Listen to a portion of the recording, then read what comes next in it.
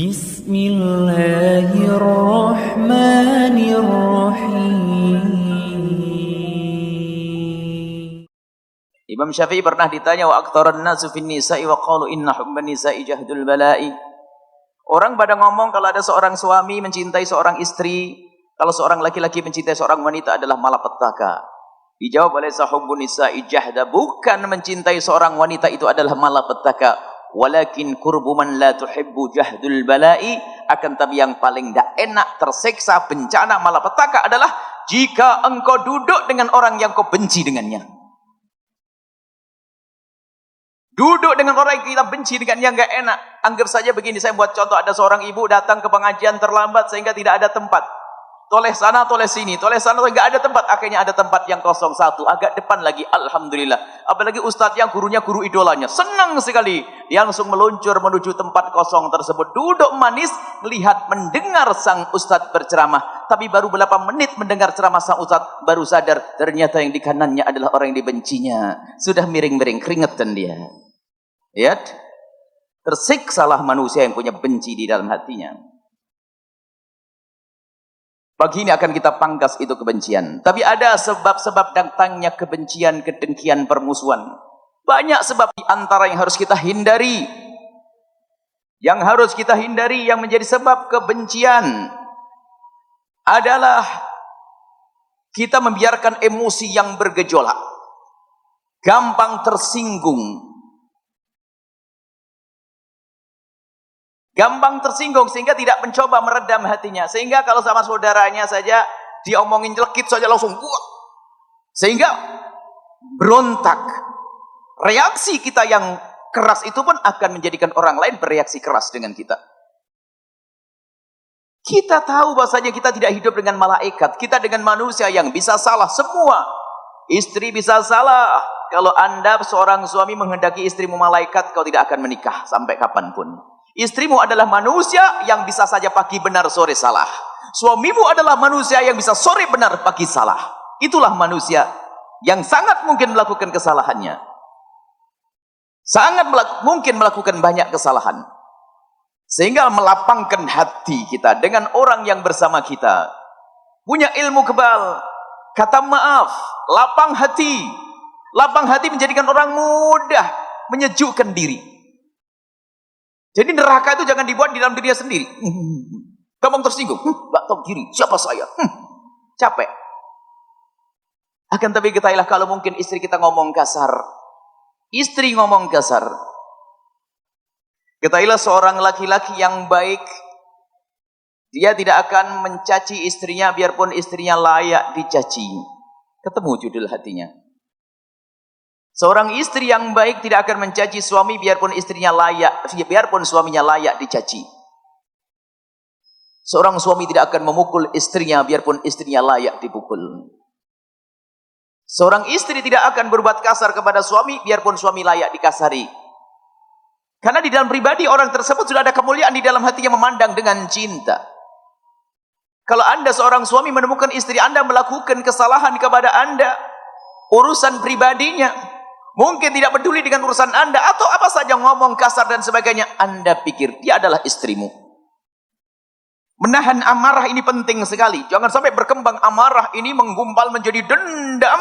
Dan dendam ini umumnya adalah ingin membalas, setelah itu akan muncul kejahatan di luar sana. Yang semula kejahatan dalam diri kita, hati yang panas, akan diwujudkan dalam reaksi pembalasan. Orang beriman ahli surga disebutkan wasari'u ila maghfiratin min rabbikum wa jannatin 'arduhas samawati wal ardu 'iddat lil muttaqin. Bersegeralah engkau semua menuju surga yang memang disiapkan untuk orang yang bertakwa. Disebutkan di akhir ayatnya adalah wal kadhiminal ghaidha. Ciri penghuni surga yang mendapatkan surga di dunia sebelum di akhirat adalah orang yang mudah al-kadhiminal ghaidha, menahan amarah dan emosi di dalam dirinya. Menahan amarah. Dan menahan amarah ternyata belum cukup. Dalam ayat disebutkan menjadi ahli surga. Dengar, tahan amarahmu. Urusan pribadi ya, kita tidak bicara urusan agama Allah dinodai, tidak. Kita urusan pribadi. Urusan kita diganggu. Kalau urusan agama Nabi Muhammad diganggu, Al-Quran diganggu, Islam diganggu, itu babnya beda. Urusan pribadimu. Jika urusan pribadimu diganggu oleh saudara, sahabat, kerabatmu, maka pakai wal kadhiminal ghaidha. Tahan amarah di dalam dirimu. Tapi menahan amarah pun belum cukup. Sebab amarah yang ditahan itu jika tidak kita hapus, nanti akan muncul pada suatu ketika nanti. Menggumpal, meledak pada suatu ketika nanti. Maka setelah wal kadhiminal ghaidha, ini harus berlatih dari semua dari kita. Di saat ada orang yang memicu amarah kita, jika ada orang yang menyulut emosi kita, tahan dulu. Saya mau balas. Oh, ini mau marah. Ntar terus stop. Wal kadhiminal ghaidha. Tahan amarahmu. Setelah menahan amarah, tidak cukup. Amarah disimpan nanti dikeluarkan suatu ketika. Tapi tumpangi dengan wal afina 'anin nasi. Aku maafkan engkau. Aku maafkan engkau. Jangan dituruti marahmu, itu marahmu menghantarkan kepada perbuatan yang keji. Kalau amarah dituruti menjadi perbuatan yang membahayakan. Wal kadhiminal ghaidha, setelah seorang hamba menahan diri, menahan amarah, setelah itu wal afina 'anin nasi, memaafkan manusia. Jika memaafkan apapun, sebesar apapun kesalahanmu kepadaku, aku maafkan karena engkau adalah istriku, karena engkau adalah anakku, karena engkau adalah umat Nabi Muhammad sallallahu alaihi wasallam. Kurang ajar. Demi Allah, saya tidak terima sampai hari kiamat. Wah, serem banget tuh manusia. Kok dendam disimpan tuh, mau sakit sampai hari kiamat. Coba kalau kita hapus dengan wal afina 'anin nas, kita maafkan.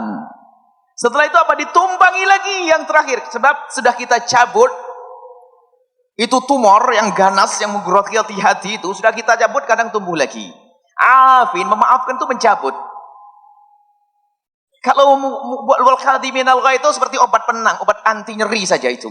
Biar enggak nyeri sakitnya. Ditahan dulu. Tapi setelah itu dicabut, baru nanti dibersihkan akarnya. Wallahu yuhibbul muhsinin.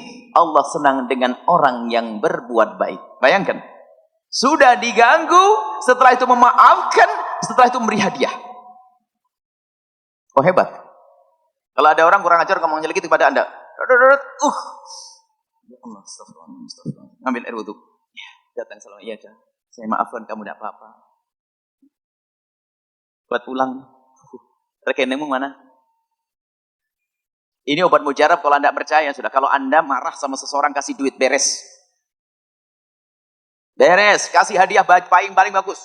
Lan tanul birra hatta tunfiqu ma tuhibbun. Yang paling kau cintai berikan pada dia, langsung luntur kebencian Anda. Enggak akan berubah jadi kebencian. Perangi. Dan lebih dari itu kan dapat pahala. Kok susah banget cari pahala.